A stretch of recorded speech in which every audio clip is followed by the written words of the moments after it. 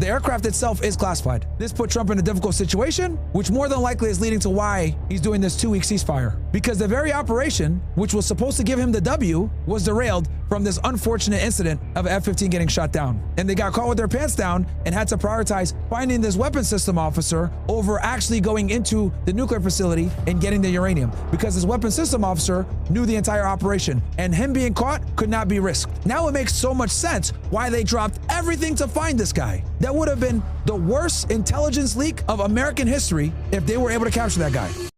Here we go, guys. So we're going to go ahead now and get into what I wanted to discuss with you guys, which is this F-15 crash and rescue mission. Okay, so as you guys know, this past Friday, an F-15 was shot down. Okay, Strike Eagle, very expensive fighter jet, doesn't have the same level of stealth as F-35, or an F-22. These are, aircraft that, can carry a bigger payload, drop bigger bombs, etc. So here it is. The McDonnell Douglas, now Boeing F-15 Strike Eagle, is an American all-weather multi-role strike fighter derived from the McDonnell Douglas F-15 Eagle, intended for the dual-role fighter program, initially called the Enhanced Tactical Fighter. It was designed in the 1980s for long-range, high-speed interdiction without relying on escort or electronic warfare aircraft. And it can be generally distinguished from other U.S. Eagle variants by darker aircraft camouflage. Okay? Now, for the purposes of this discussion, what you guys need to know is that this aircraft had two individuals, the pilot and the weapons system officer in the back. Okay? Now, the interesting thing you guys need to know is that the weapons system officer on this operation was a colonel. Okay? Which is a little weird. I'm going to show you guys how we know this. So if you go to Truth Social with Donald Trump, right, we'll go right to the source here, scroll down. Oh, Lee, bro's on Truth Social quite a bit. Bear with me, chat, because I want you guys to see it from the president himself. Here we go. We have rescued the seriously wounded and really brave F-15 crew member officer from deep inside the mountains of Iran. The Iranian military was looking hard in big numbers and getting close. He is a highly respected colonel. When I saw that, I said, wait, hold on one second. What? Like, what is a colonel doing in the back of a F-15 fighter jet as a weapons system officer? That's an extremely high rank to be a WSO, right? On a mission. Then we got some other clues. We found out that, and here's a weapons system officer, just so you guys know, Wizzo, excuse me. A weapons system officer nicknamed the Wizzo is an air flight officer directly involved in all air operations of the weapons system of a military aircraft. Historically, aircrew duties in military aircraft were highly specialized and rigid because the relevant controls, instruments, displays, and/or weapons were concentrated in front of particular seats, panels, or positions. That included 2-seat variants of fighter or attack strike aircraft, such as the F-4 Phantom, A-6 Intruder, blah, blah, blah. Right? So someone said RIP YouTube. What are you talking about? Whatever. Anyway, so this guy that was in the back was a colonel. And that was the first red flag that I had, right? Because I was like, okay, this is weird. Then we found out that the CIA was leading the operation to retrieve the weapons system officer. Then we found certain aircraft involved in the mission to extract him that otherwise would not be utilized for a mission like this. Okay? For example, this aircraft, the Lockheed Martin MC-130, not to be confused with the AC-130, similar build, but this is a more, how do I say this? This is a better upgraded version that has a lot of classified features to it. Okay? So Lockheed Martin MC-130 is a basic designation for a family of special mission aircraft operated by the United States Air Force Special Operations Command, a wing of the Air Education and Training Command, and an AFSOC gained wing of the Air Force Reserve. Okay? It's based on the Lockheed C-130 Hercules transport. So the C-130 is what they normally use. But the MC-130's missions are the infiltration, exfiltration, and resupply of special operations forces. And the air refueling primarily of special operations helicopter and tilt rotor aircraft. So I thought this was all very weird. Then you find out that they had Little Birds on site. The Boeing MH-6M Little Bird, nicknamed the Killer Egg, and its attack variant, the AH-6, are light helicopters used for special operations in the United States Army, originally based on the modified OH-6A. So this bird, guys, is extremely small. This isn't really used for a rescue mission to extract an individual behind enemy lines. You can't even fit them on this thing. These aircraft are very small. Matter of fact, you can kind of push it and maneuver it where you need to before takeoff. It's extremely light and small, used more for attacking. Okay? Now you guys are probably wondering, Myron, what the fuck are the U.S. Special Forces? Well, the United States Special Forces, guys, colloquially known as the Green Berets due to their distinctive service headgear, is a branch of the United States Army Special Operations. Okay? And there's different components of Special Forces, right? For the purpose of this discussion, I'm going to keep it very simple, right? You got obviously Delta Force, you got Army Rangers, SEAL Team 6, also known as DevGru. You got Special Tactics Squadron. These were some of the special forces that were there for this mission, okay? Once you get the Special Operations Aviation Regiment and Intelligence Support Activity. I'm going to show you guys a quick video on who some of these special forces groups are, what their missions are, and then we're going to continue on. 24th Special Tactics Squadron. 24th Special Tactics Squadron is the Air Force's Tier 1 ground unit inside JSOC built to... Now, there are 3 different levels of tiers, by the way, in special operations, guys, as being an operator, right? Tier 1 and 2 are basically very similar, but Tier 1 gets more funding, and they typically deal with more classified stuff, more higher risk operations and missions. Provide air power integration for the most sensitive missions carried out by Delta Force and DevGru. Its operators bring together combat control, pararescue, and special reconnaissance capabilities into a single element capable of guiding aircraft, rescuing personnel, and gathering intelligence in places where conventional forces cannot operate. So these boys were definitely involved. Selection draws from the Air Force's most demanding pipelines, and those who enter the squadron undergo additional training to match the standards of JSOC. And once you guys understand who these different groups are, I'm going to put this all together for you. Assault forces. Operators learn to manage airstrikes in dense urban terrain, establish covert landing zones, breach fortified structures, and move with the same precision as the units they support. Their skill set gives assault teams the ability to bring aircraft into the fight with exact timing, even in darkness or severe weather.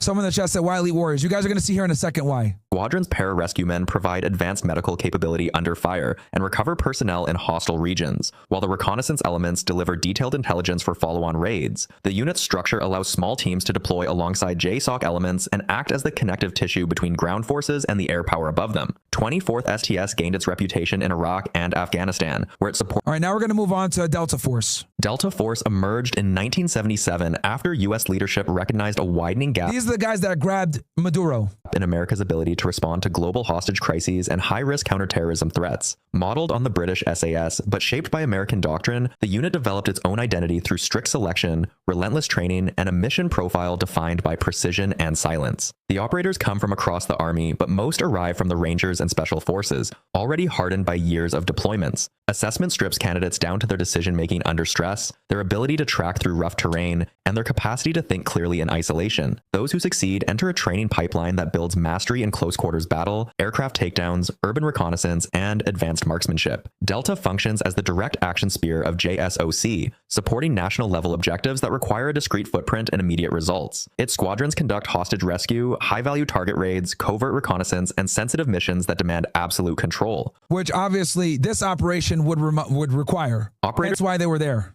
Work in small teams supported by intelligence, aviation, and technical specialists who reinforce every stage of an operation. The unit matured through missions in Grenada, Panama, the Balkans, Iraq, and Afghanistan, dismantling networks with sustained nighttime raids and shaping conflicts through targeted precision. Delta Force remains one of the United States' most capable special mission units, operating in the shadows with disciplined efficiency and an operational culture built on quiet expertise. DevGru. DevGru, often known publicly as SEAL Team 6, was built to give the United States... And SEAL Team 6 is considered Tier 1 operators, the 6 component. It's a maritime... Because there's other SEAL teams, by the way. Special mission capability. The SEAL Team 6 is Tier 1 operators, which again, there's not that much of a difference between Tier 1 and Tier 2 operators as far as like capabilities and skill sets go. It's more about funding and classification of the mission. That could act with precision on short notice. Formed in 1980 after the Iran hostage crisis exposed gaps in the ability to respond rapidly to global terrorism, the unit developed a structure that allowed it to specialize in hostage rescue, shipboarding, covert infiltration, and strategic raids across air, sea, and land environments. Now, Nick Irving, the Reaper, he basically said it, look, he made it simple. He said, you send Delta when you need them alive, you send SEAL Team 6 when you need them dead, basically is what he said. Its design emphasized speed, adaptability, and the capacity to strike under conditions that would overwhelm conventional forces. Selection draws from the most experienced SEALs in the teams. Candidates undergo a demanding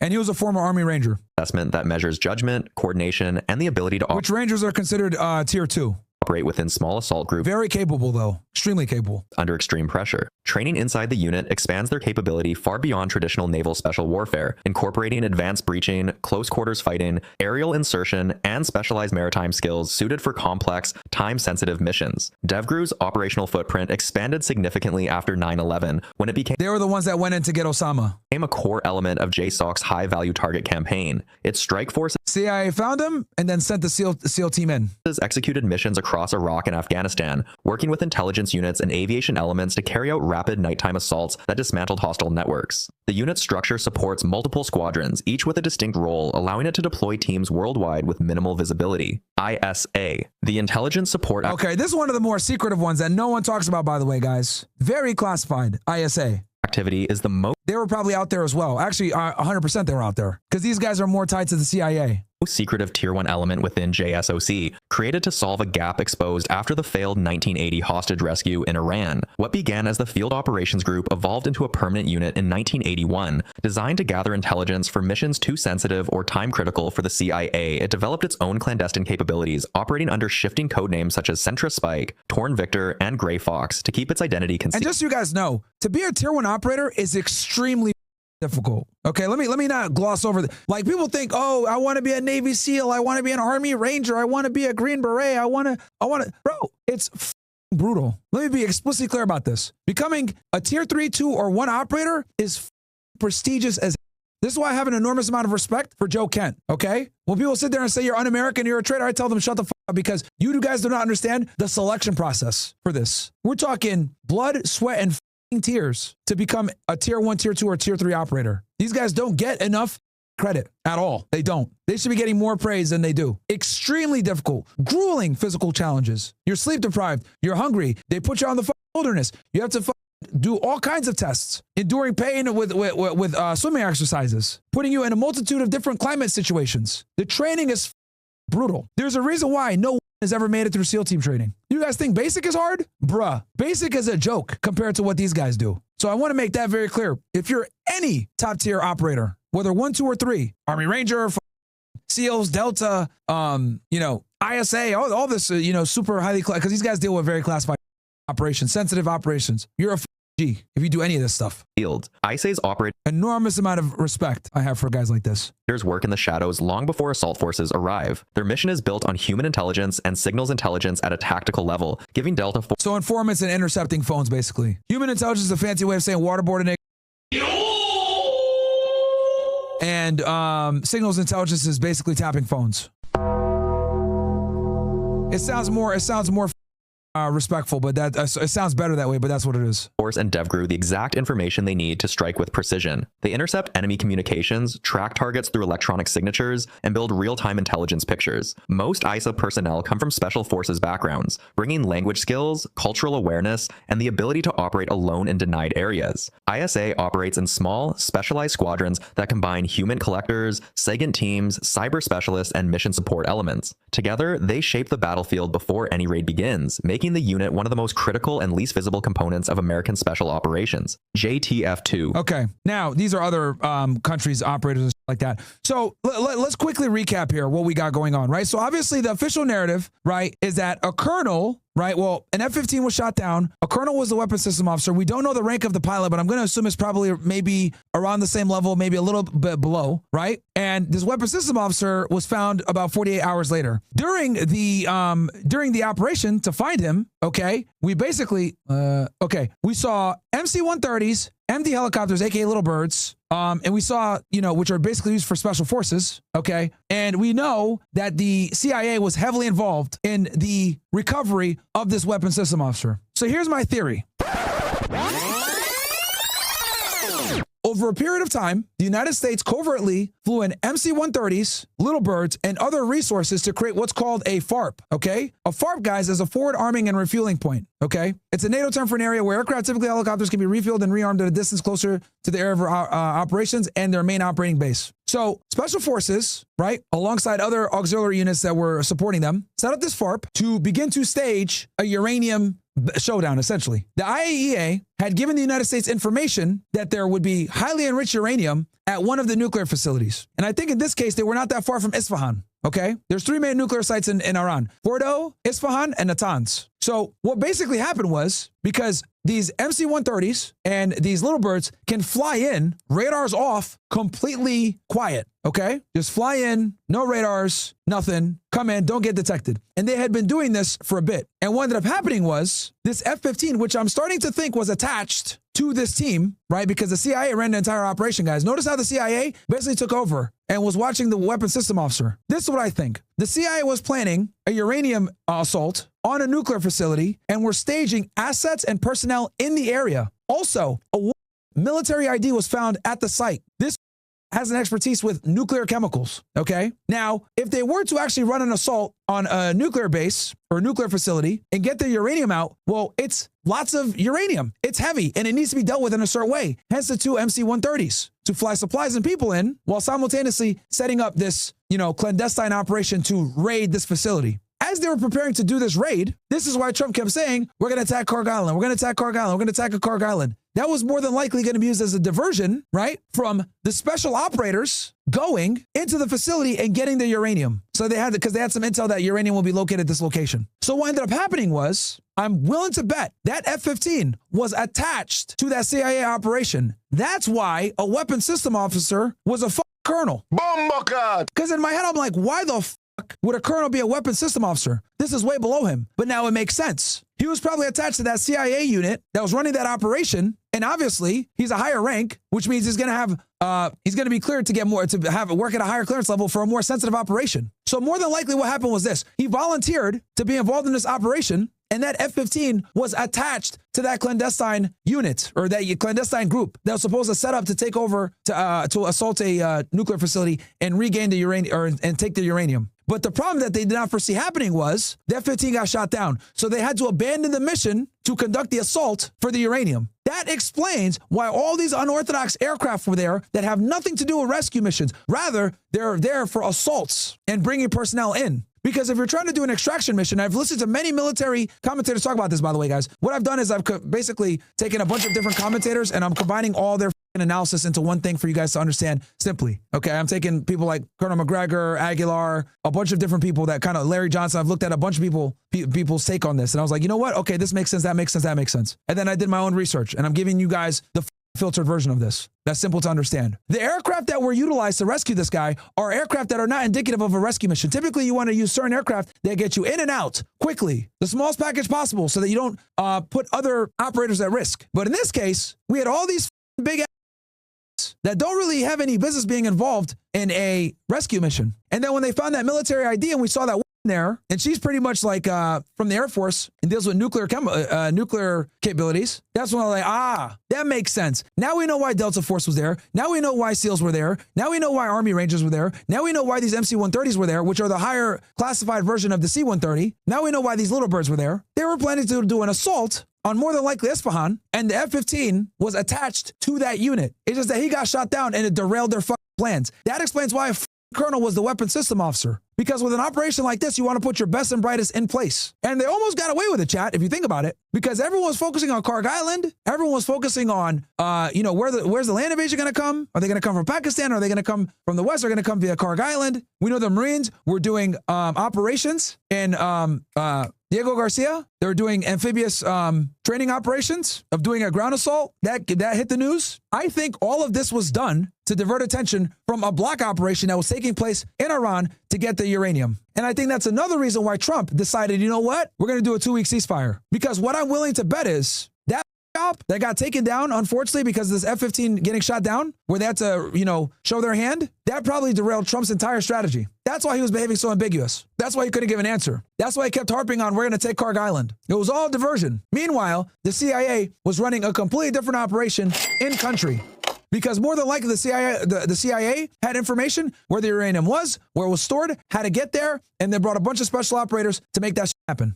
So that's what I think happened. They put together a package or a team to assault the nuclear facility, nuclear professionals to take said materials, MC-130s to load said materials and bring personnel there, little bursts to assist with the air support of the raid, and an F-15 or maybe other assets also were attached. That explains why a weapons system officer was a colonel, because that was a big red flag to me. And then when the CIA took the majority of the credit for getting him back, that's when I realized, these guys weren't even. These guys were probably were completely detached from your standard military operation. These guys were operating on their own. They were doing a fucking operation, and it made sense. That's why the CIA was the lead agency in getting him back, and that also explains why they were so desperate to get him back.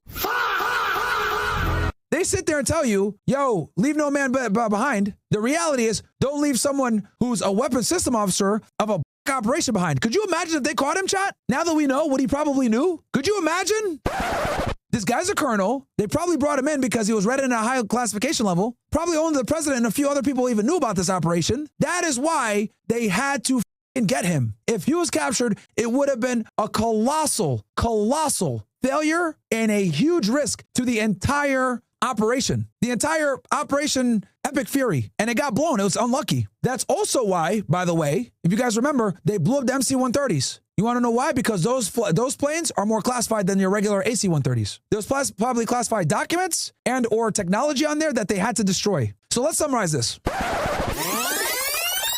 And then we're going to bring my brother on and jump on some Twitter spaces. The United States was operating a highly classified clandestine operation to retrieve uranium from one of the nuclear facilities. I'm going to assume Esfahan because I know it wasn't that far from where this rescue operation went. To set up for the operation, the CIA was running this thing, running point on it, and brought in special operators, nuclear professionals, and several aircraft to help with getting resources in, creating a FARP, and preparing and staging for an assault. Meanwhile, publicly, Donald Trump was posturing that MEUs would be invading Karg Island as a diversion. And more than likely, the MEU would invade and attack when the operation was ready to go ahead and try to retrieve the uranium, because they had information from sources in the IAEA when they were in country where the uranium might be held. CIA was running the operation with help from Delta Force, SEAL Team 6, and all the other Tier 1 operators and nuclear specialists. The F-15, I believe, was probably more than likely a part of the CIA operation, hence why a high-ranking colonel would be the weapons system officer. They did not foresee that they would get shot down. They got shot down, and they had to pivot and abandon everything that they were doing. This is why you saw all these unorthodox aircraft in the area. And after they were able to extract him, they blew up the MC-130s because there was probably sophisticated and or classified technology on there, and the